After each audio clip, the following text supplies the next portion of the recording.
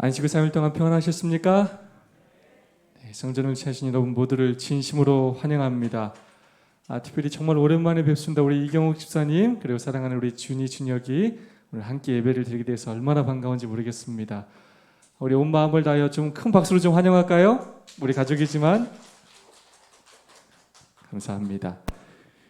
우리 옆사람과 우리 사랑과 소망을 담아서 우리 하늘까지 함께 갑시다. 서로 인사하고 좀 시작하도록 하겠습니다. 서로 얼굴 보고 하늘까지 함께 갑시다. 네, 감사합니다. 오늘 허경란 성도가 에덴 요양병원에 입원하였습니다. 폐 쪽에서 처음 시작되었는데 그게 이제 괜찮은 줄 알고 병원에서 항암 치료를 받고 그렇게 지나왔는데 막상 오랜 시간이 지나고 보니 이것이 좋아진 것이 아니고 정말 여러 곳에 전이가 돼서 많이도 낙심하고 병원에도 실망하고 또 그런 상황에서 이제 하나님을 의지하기 위해서 요양병원에 가게 되었습니다. 아무쪼록 어려운 상황이지만 하나님의 치료하심이 함께 할 수 있도록 기도해 주시면 좋겠고 그곳에서 꼭 믿음을 갖고 예수님을 개인의 구주로 영접하고 부활과 재림의 소망을 가질 수 있도록 기도해 주시기를 부탁드리겠습니다. 교과 토요일을 오늘 함께 진행하도록 하겠습니다. 이번 주는 쓰레기나 휴지가 보이면 주세요. 누군가에게 성경을 가르쳐 주세요. 버스나 지하철에서 노약자에게 자리를 양보하세요. 라고 저희들에게 TMI를 제안하고 있습니다. 쓰레기나 휴지 주울 수 있고 또 자리 양보할 수 있고 근데 좀 47분은 좀 부담스럽죠? 저건 내가 할 일이 아니다라고 생각하시는 분들이 분명 계실 수 있어요. 그러나 여러분들이 사실 우리가 지금 배우는 교과, 여러분이 교과만 잘 배워도 그 교과책으로 여러분이 얼마든지 또 여러분의 구도자나 가족과 이웃을 가르칠 수가 있습니다. 그래서 나는 못한다, 나는 안 된다라고 생각하지 마시고 또 여러분의 능력들을 개발하셔서 또 한번 실천할 수 있기를 간절히 소망합니다. 자, 3과 제목이 뭡니까? 교사로서의 율법이라는 제목으로 오늘 함께 살펴보도록 하겠습니다. 자, 기억시 말씀 다 함께 읽겠습니다. 시작. 너는 마음을 다하고 뜻을 다하고 힘을 다하여 내 하나님 여호와를 사랑하라. 여러분, 이 성경절 중에 좀 반복되는 표현이 있죠? 어떤 표현이 좀 반복됩니까? 다하고. 이 다하고가 무슨 뜻이에요? 다하고가 뭐예요? 다하고. 네? 목숨 바쳐서 또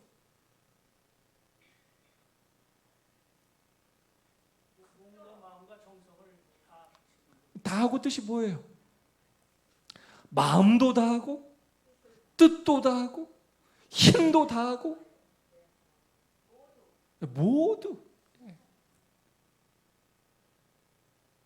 전심으로 진심으로 온 힘을 기울여서 남겨두지 말고 다 해서 하라는 것입니다. 그렇게 마음과 뜻과 힘을 다해서 궁극적으로 하나님을 뭐 하라고요?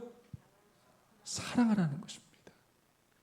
하나님이 우리를 짝사랑하도록 그렇게 내버려 두지 말고 그냥 뜨뜻 미지근하게 사랑하지 말고 이게 사랑하는 건지 안 하는 건지 남들이 봐도 이거 긴가민가 이게 지금 때로 이게 교회를 다니는 건가 안 다니는 건가 안식일 교인인가 아닌가 재림을 기다리는 건가 안 기다리는 건가 언제 보면 이게 사랑하는 것 같기도 하고 안 하는 것 같기도 하고 이런 거 말고 어떻게 하라고요?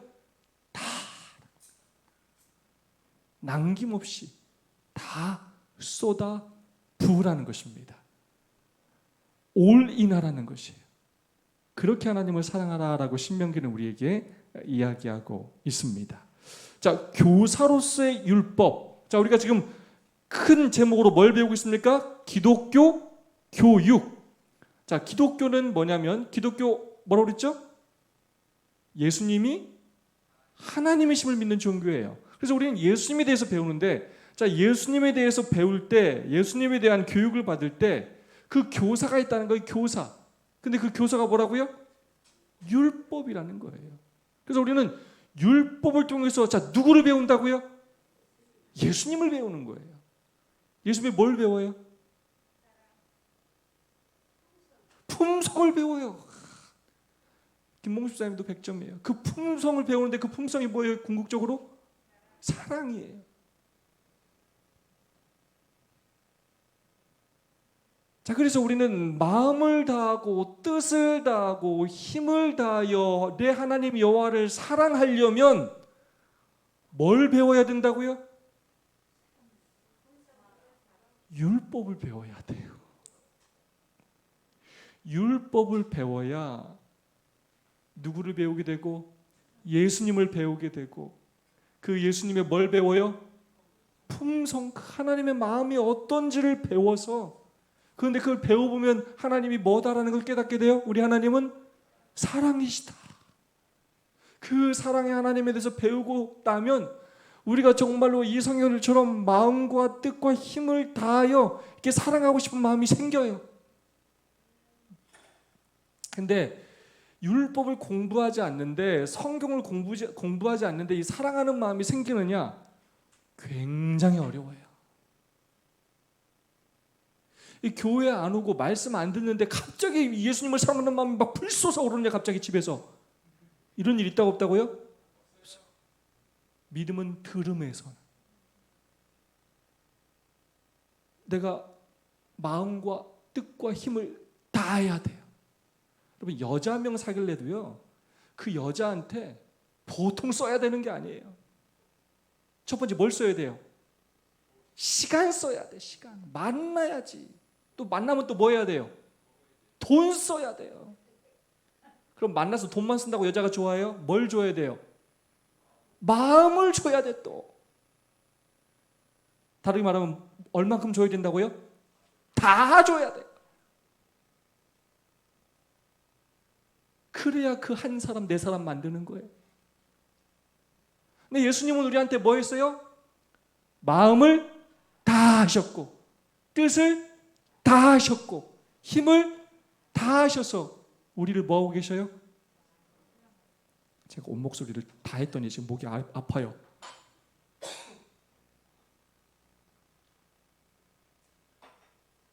하나님이 자기는 안 하면서 우리한테만 하라고 하시는 게 아니에요. 하나님은 이미 다 하고 계세요. 저희들 행복하라고, 그 사랑받고 저희들 축복받으라고 저에게 이렇게 요구하고 계시는 것입니다. 자, 여러분 율법이 필요합니까? 지금까지 목이 피가 날 정도로 제가 얘기했어요. 율법이 필요해요? 네, 그런데 지금 우리 재림교회에 대해서 많은 일일 교인들이 뭐라고 얘기하냐면 우리는 율법주의자다 이렇게 얘기하는 경우가 많아요. 이건 좋은 어감이에요? 나쁜 어감이에요? 나쁜 어감이에요. 마치 율법으로 구원받는다라고 믿는 사람들처럼 그렇게 이야기하고 율법은 필요 없는 것처럼 그런 뉘앙스로 우리에게 이렇게 이야기를 해요. 자, 율법은 필요하냐? 자, 이 갈라디아서에서 이야기하는 이 의미를 잘 알아야 합니다. 바울은 갈라디아 신자들에게 뭐에 대해서 경고했냐면 율법이 필요 없다가 아니라 뭐에 대해서 얘기하냐면 율법주의에 대해서 경고를 합니다. 자, 그 율법주의가 뭐냐? 율법주의가 뭐냐? 되게 쉬워요.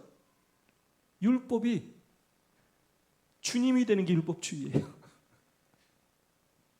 뭐가 주님이 된다고요?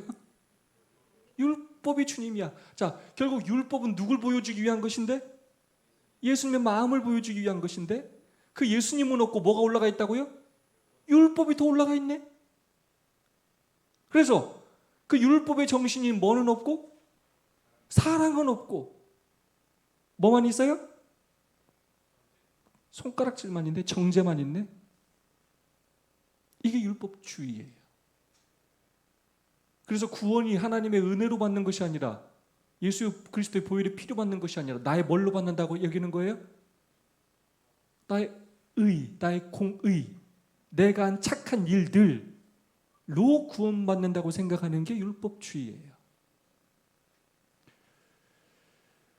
그러면서 뭐라고 얘기해요? 능히 살게 하는, 만일 능히 살게 하는 율법을 주셨더라면 의가 반드시 율법으로 말미암아 쓰리라 라고 말하면서 율법이 우리를 살게 하는 것이 아니고 그리스도의 의가 우리를 살게 하는 것이다 라고 이야기하면서 율법주의에 대하여 경고하고 있는 내용입니다.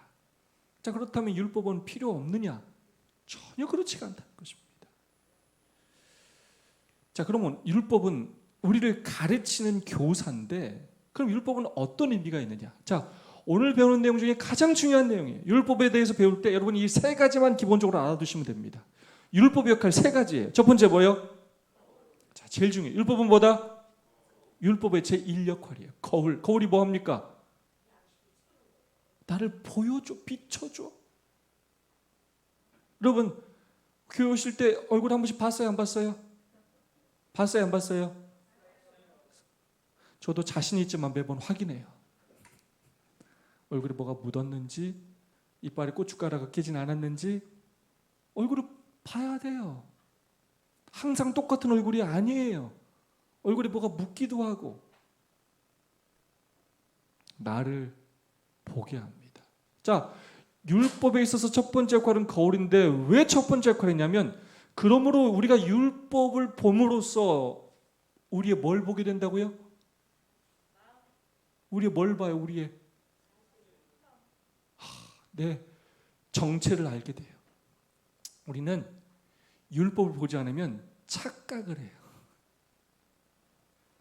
어떻게 생각하냐면 내가 굉장히 의롭고 착하고 내가 저 사람보다 뭔가를 되게 많이 해. 교회에서 내가 저 사람보다 훨씬 나아. 내가 볼 때 내가 교회도 더 자주 나오고 헌금도 더 많이 드리고 일도 훨씬 많이 하고 누가 보더라도 누가 나아 보인다고요? 내가 나아 보여. 뭘 보지 않으면? 율법을 보지 않으면. 그래서 내 정체를 올바로 알지를 못해요. 율법의 역할은 뭐냐? 그 거울을 통해서 내가 뭐인지를 깨닫게 된다고요? 죄인이라는 걸 깨닫게 돼요. 내가 아무리 착하게 살고 내가 아무리 내 주변에 있는 사람보다 더 나은 사람처럼 보인다 할지라도 그럼에도 불구하고 나는 뭐고? 죄인이고 이 죄 때문에 나는 내 힘으로 구원받을 수가 없고 나에게 누가 필요하다고요? 예수 그리스도가 필요하다고. 내가 아무리 신앙생활을 열심히 하는 것 같지만 그런 내 마음에 예수님의 뭐가 없더라고요? 사랑이 없다는 걸 깨달아야 돼. 근데 그 율법을 보지 않으면 늘 우리는 나 자신과 다른 사람을 비교하면서 내가 잘할 때는 우뚝 섰다가 조금만 비교당하면 또 이렇게 좌절했다가 수없이 이렇게 감정 기복이 이랬다 저랬다 이랬다 저랬다.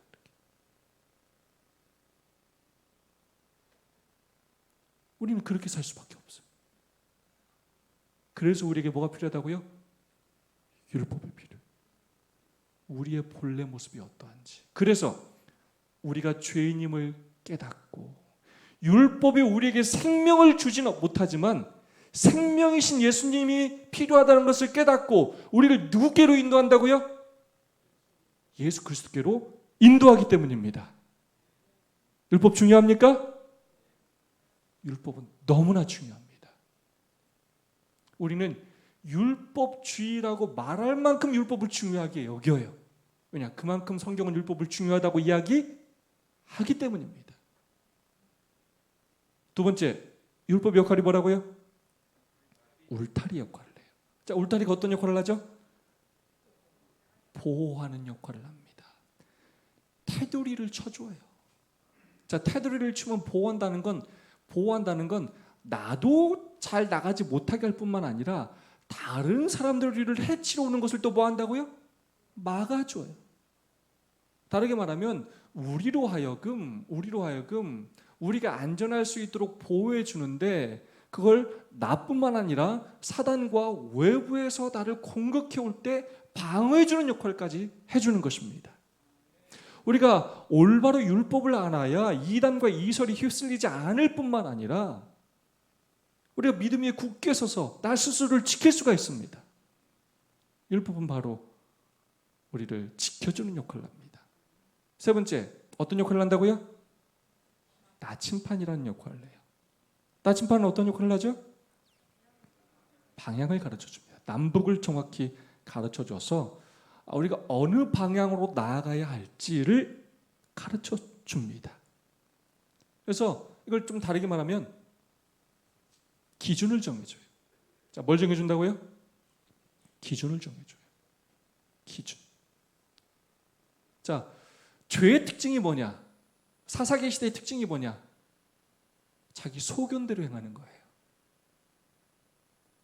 자기 하고 싶은 대로 하는 거예요. 신앙도 누구 마음대로 한다고요?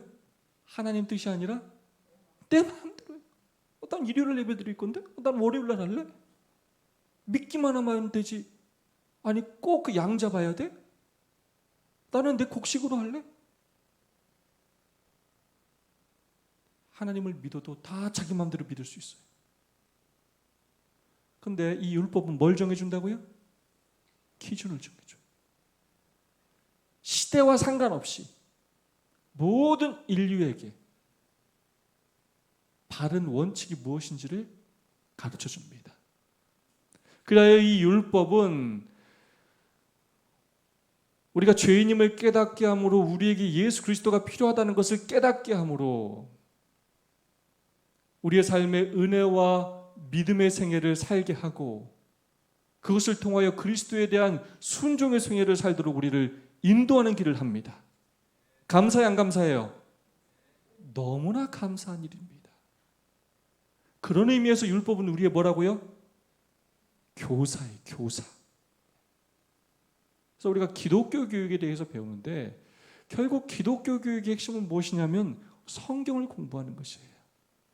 성경을 바르게 교육할 때, 그 율법을 바르게 깨달을 때 우리가 죄인임을 깨닫고 하나님의 은혜를 간구하게 되고 바른 길로 갈 수가 있게 된다는 것입니다. 일요일 소주입니다. 하나님을 사랑하고 경외하는. 읽어볼까요? 그들에게 시작. 그들에게 듣고 배우고.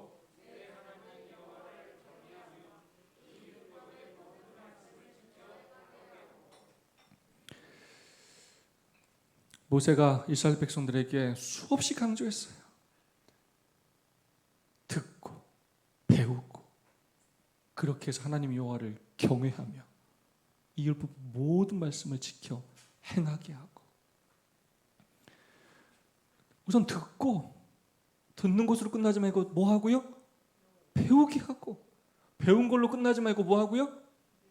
지켜 행하고 거듭거듭 모세가 강조를 해요. 모세는 굉장히 걱정이 많이 됐어요. 이제 가나안 땅에 들어가면 내가 이제 함께하지 못할 때 이스라엘 백성들이 지금까지의 모습으로 오를 때 얼마나 또 하나님을 거역하고 살지, 얼마나 하나님의 백성이라고 하면서 자기 마음대로 살지, 그 걱정에 모세가 호소하는 내용입니다. 듣고 배우고 지켜 행하라. 지난주에 한번 살펴봤죠? 유대인들이 얼마나 율법을 모세경을 끔찍히 생각하고 그것을 공부하는지. 4살이 되면 모세경을 하루 3시간씩 암송을 시키고 13살 성인식 때는 모세경 중 하나를 전부 외우도록 시킨다는 것입니다. 듣고 배우고 경외하고 지켜 행하라. 이 말씀은 오늘 우리에게도 주시는 말씀이기도 합니다. 참 오늘날 우리가 들을 것 참 많아요. 요즘 젊은 사람들 귀에 늘 이렇게 무선 이렇게 이어폰 끼고 다녀요. 셋이 다 뭐 들어요, 사람들? 노래 들어요. 가요, 팝송, 드라마 보고 스포츠 듣고. 뭐는 잘 듣지 않아요? 우리가 성경 말씀이나 하나님 말씀을 잘 듣지 않아요. 많은 사람들이 학원에 다니고 유튜브를 통해서 공부해요. 영어 점수 더 받고 단어 더 외우고 성적 잘 받고 수없이 많은 시간을 써요. 근데 뭐는 안 배워요? 성경을 배우진 않아요. 나는 충분히 많이 안다고 생각하고 그렇게 살아요. 이 두 가지가 돼야 그 다음에 경외하고 지켜 행하라가 됩니다. 그래서 우리의 삶에서 듣는 시간을 더 많이 확보해야 하고 하나님 말씀을 듣는 시간과 하나님 말씀을 배우는 시간을 더 많이 확보해야 합니다. 그렇게 할 때 그 다음으로 하나님을 경외할 수 있고 지켜 행할 수 있게 되는 것입니다. 자, 이런 말씀이 나와요. 오늘 아까 읽었던 말씀 중에 여호와를 경외하며 듣고 배우고 여호와를 경외하며 여러분 이 사랑하면서 두려워할 수도 있습니까? 사랑의 하나님이라고 성경은 이야기하는데 하나님을 경외하라, 하나님을 두려워하라. 특별히 태천사의 기별 첫 번째 기별이 뭐냐면 창조주 하나님을 두려워하는 거예요. 두려워하라는 게 핵심 단어예요. 여러분 가능해요? 사랑하면서 두려워할 수 있어요?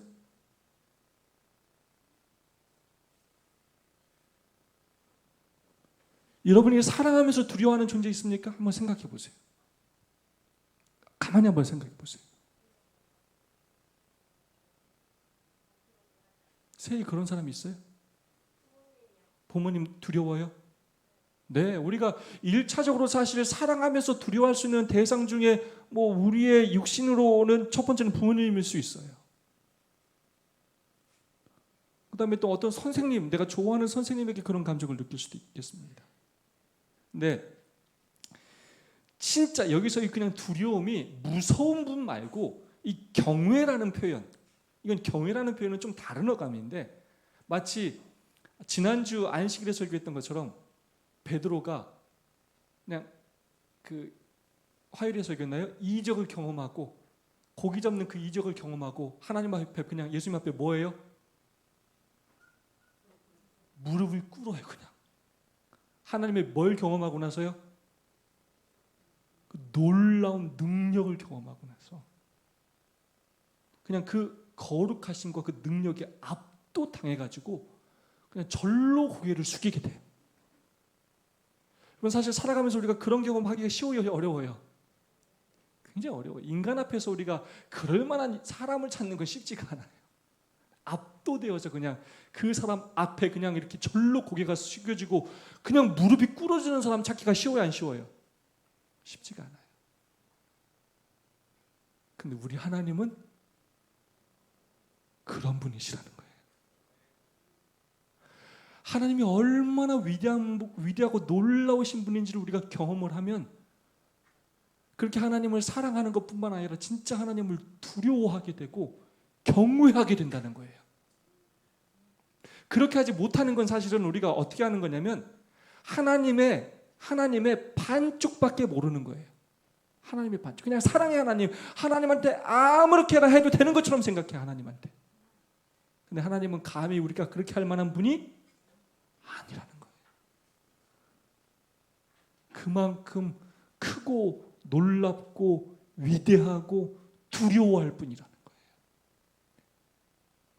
결국 이것은 우리가 율법을 통하여 하나님이 어떤 분인지를 끊임없이 배우고 깨달을 때만 가능한 것입니다. 우리가 하나님을 뜨겁게 사랑할 뿐만 아니라 겸손히 하나님을 경외할 수 있는 우리 모두가 되기를 간절히 소망합니다. 하나님께 영광을 돌리는 가정, 가정에서 하나님을 첫째로 삼고 여호와를 경외하는 것이 지혜의 근본임을 가르치는 아버지와 어머니들은 질서가 잘 잡히고 교육이 잘된 가족, 하나님께 반역하는 대신에 그분을 사랑하고 순종하는 가족을 세상에 보여줌으로써 천사들 앞과 사람들 앞에서 하나님께 영광을 돌리게 된다. 그들의 가정에서 그리스도는 외인이 아니며 그분의 이름은 존경과 영광을 받는 가정의 이름이 된다. 아멘. 가정에서 하나님을 사랑하고 하나님 말씀에 순종하는 그 모습을 세상에 보여주는 것만으로도 하나님께 영광을 돌리는 삶을 산다는 것입니다. 그것이 또 하나님을 두려워하는 일이 된다는 것입니다. 오래서 줍니다. 너희를 대항하는 증인. 너희는 이 노래를 써서 이스라엘 자손들에게 가르쳐 그들의 입으로 부르게 하여. 자, 너희를 대항한다. 대항하는 증인, 증거라는 표현인데 너희를 대항한다. 자, 아까도 살펴봤습니다. 율법의 역할에 대해서 살펴봤어요. 자, 어떤 의미에서 율법이 너희를 대항하는 증인이냐? 자, 첫 번째 역할, 율법은 거울이라고 그랬습니다. 그래서 율법을 봐야지만 내가 어떤 잘못을 하고 있는지를 알게 돼요. 그걸 보지 않으면 자꾸 내 죄는 안 보고 자꾸 다른 사람 죄만 봐요. 왜냐? 거울을 보지 않으면 우리의 눈은 다 늘 다른 사람을 향해요. 거울을 봐야만 누굴 본다고요? 나를 봐요. 여러분 생각해 보자고요. 우리가 나를 보는 시간이 많아요? 다른 사람을 보는 시간이 많아요? 다른 사람을 보는 시간이 훨씬 많죠. 나를 보는 건 하루에 1분 될까 말까 할 거예요. 나머지 시간은 다 다른 사람을 보는 거예요. 근데 우리가 의도적으로 끊임없이 율법을 통하여 나를 보지 않으면 우리는 늘 다른 사람을 보면서 비교하고 정죄하고 우리는 그렇게 행하기가 쉬운 죄인들이라는 거예요. 이게 우리 인간의 약점이에요. 그게 죄의 속성이에요. 그래서 우리는 율법을 늘 우리 곁에 두고 그것들을 늘 우리의 삶의 기준으로 삼고 늘 나를 돌아보며 그렇게 살아야 한다는 것입니다. 그러기 위해서 율법계를 가지고 다니도록 그렇게 이야기했고 앞세우게 했을 뿐만 아니라 특별히 뭐라고 하냐면 그들의 입으로 부르게 하여, 입으로 부르게 하라는 거예요.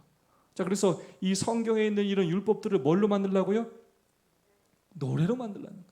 자, 여러분이 알고 있는 성경절로 만들어진 노래 뭐가 있어요? 우리가 가장 많이 부르는 요한복음 3장 16절 하나님의 세상을 이처럼, 그죠? 여러분 이 노래 있죠? 여러분 노래로 하면 외우기가 쉬워요, 안 쉬워요? 훨씬 쉬워요. 너의 하나님 여호와가, 다 우리가 정말로 알고 있는 많은 좋은 CCM 찬양 가운데 이 성경절 찬양이 굉장히 많습니다. 이것은 우리가 임의로 하는 것이 아니라 하나님께서 모세를 통하여 이렇게 성경을 암송하고 늘 입에서 떠나지 않게 하라고 명령하신 내용입니다. 저희 교회가 지난주 안식일에 기억절 암송을 했는데요. 기억절 암송 참 훌륭한 일이죠. 유대인들이 그렇게 훌륭한 민족이 될 수 있었던 아주 중요한 이유 가운데 하나로 있습니다. 근데 이 기억절 암송, 여러분 이제 우리 재림마을 홈페이지 들어가서 안교 선교부로 들어가면 그 사이트에 들어가면 각 매 주에 성경절을 노래로 만든 mp3가 있어요. 그래서 그냥 외우지 말고 뭘로 외우라고요? 곡조로 외웠을 때 훨씬 더 기억이 잘 되고 암송할 수 있을 뿐만 아니라 더 자주 우리가 그 말씀을, 그 노래를 불러서 우리의 삶에 적용할 수가 있다는 것입니다. 그래서 여러분이 할 수만 있다면 많은 이왕 찬양을 부를 때는 성경절 찬양들 있죠? 그런 찬양들을 많이 부르셔서 그 성경절들을 더욱더 많이 암송하신다면 여러분의 삶에 더 큰 축복이 되리라 생각합니다. 모세가 계명을 거룩한 노래 가사로 만들어서 저들이 광야로 행진할 때 아이들이 구구절절히 그 율법을 노래하여 배우도록 하는 것이 중요하였다면 오늘날 우리의 자녀들을 하나님의 말씀으로 가르치는 것이 얼마나 요긴한 일인가. 우리 자녀들이 계명을 문자 그대로 지키도록 교훈하는 데 있어서 하나님의 도움을 구하도록 하자. 우리의 가정에 음악이 넘치도록 최선의 노력을 기울이자라고 말씀하고 있습니다. 화요서지입니다. 너희가 형통하리라. 자, 읽어보겠습니다. 이 율법책을 시작.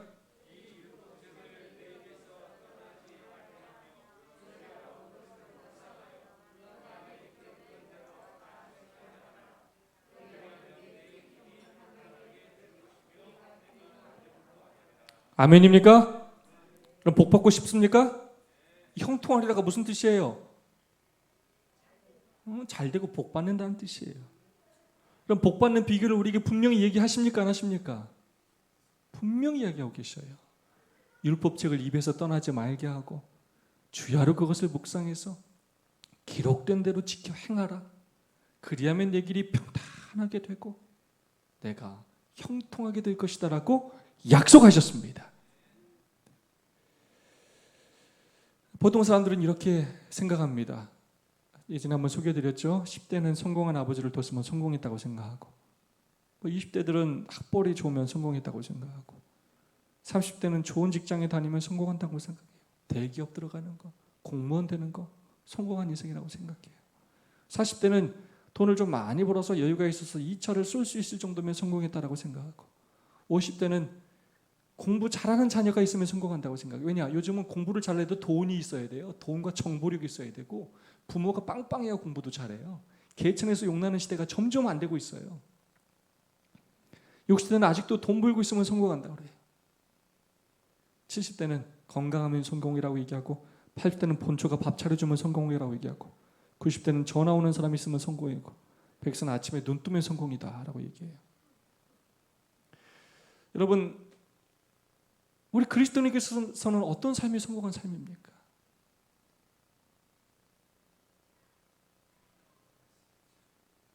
제가 10대, 20대, 30대, 40대까지 보니까 세상적으로 보면 전 성공한 사람이 아니에요.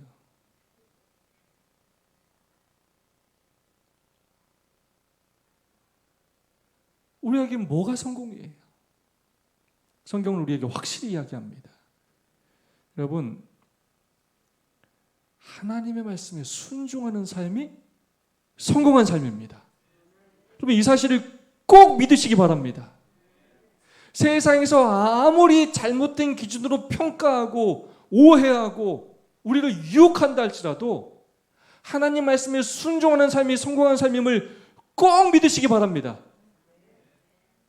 하나님 버리면서까지 안식을 준수하지 않으면서까지 신앙을 버리면서까지 우리 세상의 축복과 성공을 쫓아가지 말아야 돼요. 왜냐? 그건 성공이 아니에요. 그건 참된 평가가 아니에요. 그게 끝이 아니에요. 진짜 마침내 우리를 심판하시는 분은 누구라고요? 하나님이시고 그 심판의 기준은 뭐라고요? 율법이고 그러므로 그 율법에 순종하는 것이 뭐 하는 것이라고요? 성공하는 것이. 왜냐? 우리가 사는 이 땅에서의 삶은 시험에 불과해요. 우리가 하나님 율법에 순종하느냐 순종하지 않느냐, 하나님의 사랑을 받아들이느냐 거절하느냐, 영원한 생명을 소유할 것이냐 말 것이냐, 이것으로 결국 우리는 심판을 받게 될 것이고 이것과 비교할 수 없는 어마어마하게 긴 영원이라는 시간이 우리를 기다리고 있기 때문입니다. 그 사실을 진심으로 꼭 믿으시기 바랍니다. 순종은 번영의 전제 조건이다.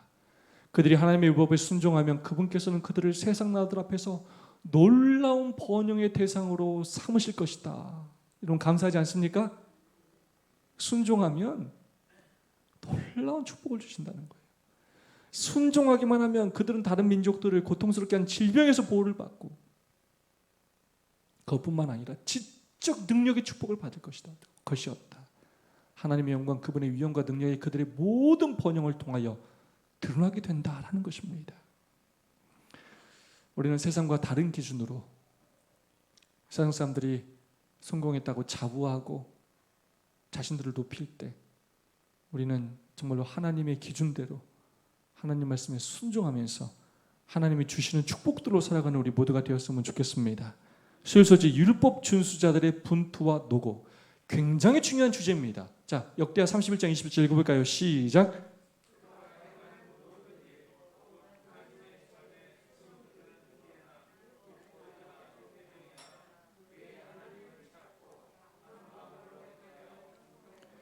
자, 하나님 율법에 순종하면 뭘 준다고요? 복 준다고 약속하셨어요? 안 하셨어요? 분명히 약속하셨습니다. 분명히 약속하셨어요. 여러분, 그런데 늘 그렇기만 하던가요? 늘 그렇게만 해요? 우리가 그렇게 좀 대답하기 어려울 수도 있어요. 왜냐하면 내가 하나님 말씀에 잘 순종하지 못했다라고 생각하면 자신 있게 얘기하기도 좀 어려워요. 우리가 하나님 말씀에 순종하면 하나님 복을 주신다고 약속하셨는데, 때로 성경의 인물들을 보면 하나님 말씀에 다 순종했는데도 복을 안 받는 것처럼 생각하는 사람이 있어요, 없어요? 있어요. 욥, 그렇게 하나님 앞에 정직한 의인이었는데 어마어마한 핍박을 받았어요. 여러분, 우리가 하나님의 말씀에 순종하기 위하여 노력하고 살고 하나님의 축복을 바라고 살지만, 우리가 살다 보면 이 땅에서 우리가 생각하는 그 축복만 받고 사는 게 아니라는 거예요. 그럼 왜 하나님은 그런 일을 우리에게 허락하시느냐? 여러분, 하나님은 우리를 통하여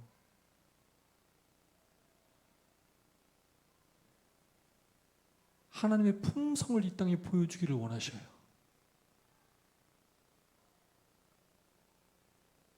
예수님의 삶이 어떤 삶인지, 그리스도인의 삶이 어떤 삶인지를 보여주기를 원하십니다. 그래서 우리가 때로 하나님 말씀에 순종해서 이 땅에서 축복받기도 하지만 그것만 있는 것이 아니라 우리 삶에 고난과 핍박이 있을 수 있어요. 왜냐? 죄악된 삶을 살아가기 때문에 그렇습니다. 그러나 그러한 순간에 또 우리가 하나님을 믿고 이 세상의 기준이 아닌 하나님께서 마침내 우리에게 주실 그 다른 차원의 축복을 바라며 살기를 원하십니다. 믿음으로 살기를 원하십니다. 그래서 우리가 이 땅에서 하나님께 주시는 그 축복에 감사하며 사는 것 좋은 일입니다. 하지만 여전히 우린 이 죄된 세상에서 믿음으로 사는 일로 시험을 당할 것이고 핍박을 당할 것이고, 우리 또한 죄악과 또 질병과 사고에 노출된 삶을 살아갈 수밖에 없게 되는 것입니다. 그 이유는 결국 우리로 하여금 이 세상에, 하나님을 거절하는 이 세상에 믿음으로 사는 것이 무엇인지를 이 땅에 증거할 뿐만 아니라 마침내 우리를 높이시고 우리에게 놀라운 상급을 주시기 위함입니다. 그러므로 여러분이 하나님 말씀에 순종하려고 노력할 때 당하는 그런 시험과 어려움으로 인하여 낙심하고 절망하지 마시고 하늘의 상을 바라보시는 여러분이 되기를 간절히 소망합니다. 제가 지지난주에 설교했나요? 네 팔자가 상팔자 하면서 팔복에 대해서 말씀드렸죠? 자, 8번째가 뭐라고요? 의를 위하여 핍박받는 자는 복이 있나니. 그 팔복은 한 개가 아니라 8개가 아니라 몇 개라고요? 한 개. 마지막 과정이 뭐냐? 마지막 과정이 의를 위하여 핍박받는 것이에요. 여러분, 근데 대부분의 사람들은 그 과정까지도 못 갈 수가 있어요. 그 과정까지 가려면 정말 많이 성화돼야 돼요. 그래서 여러분, 우리에게 그런 일이 당할 때 내가 정말로 예수님을 닮아가고 있구나 라고 생각하시고 하늘의 상을 그렇게 바라보시는 우리 모두가 되었으면 좋겠습니다. 믿음으로 사는 것이란 무엇인가? 참 이 성경절이 너무 좋아요. 악인의 장막에 사는 것보다 내 하나님의 성전 문지기로 있는 것이 좋사오니. 너무 감동적인 고백 아닙니까?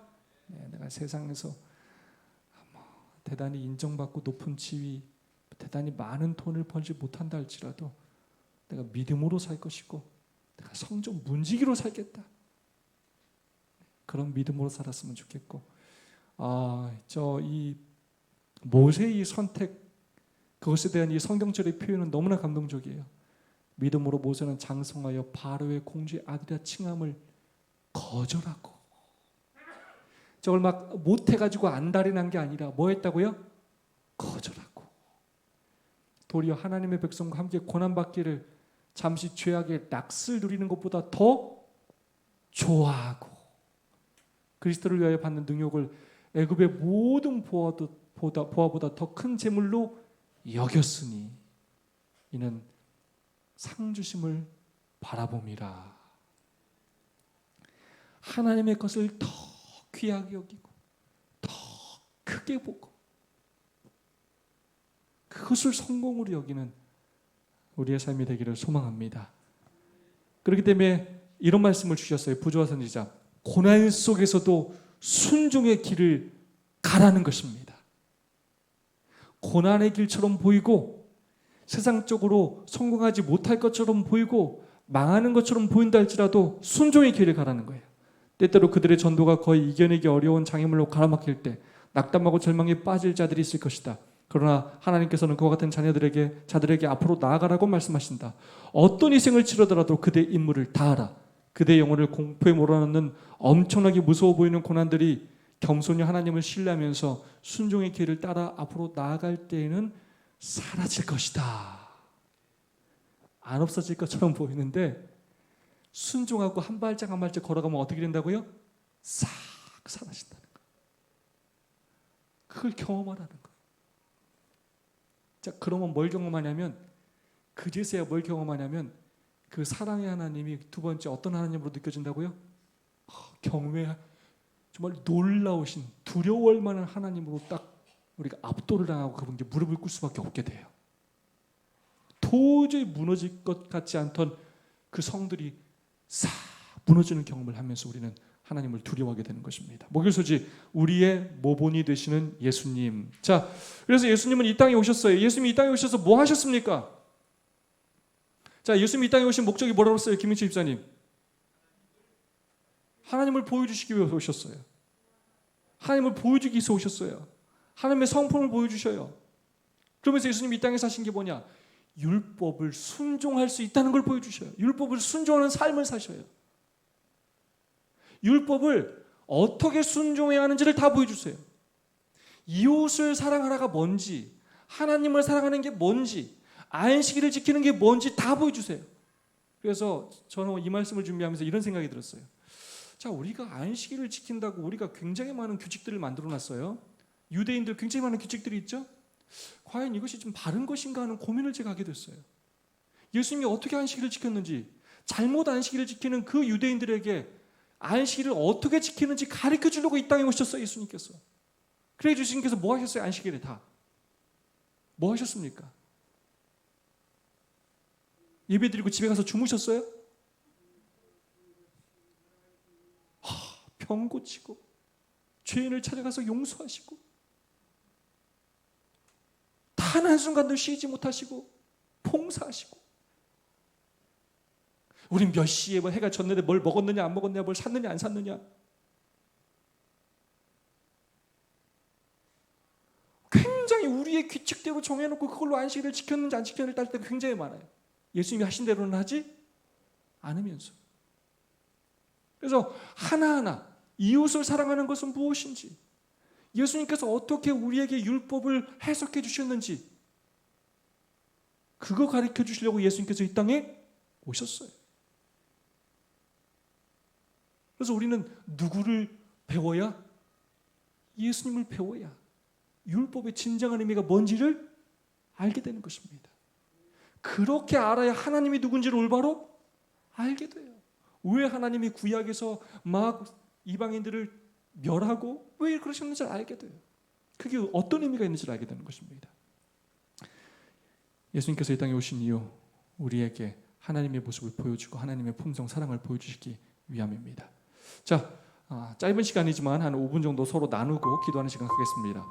그대가 바라는 성공이 율법에 대한 불순종을 요구한다면 그대는 그 목표를 어떻게 수정할 필요가 있을까요?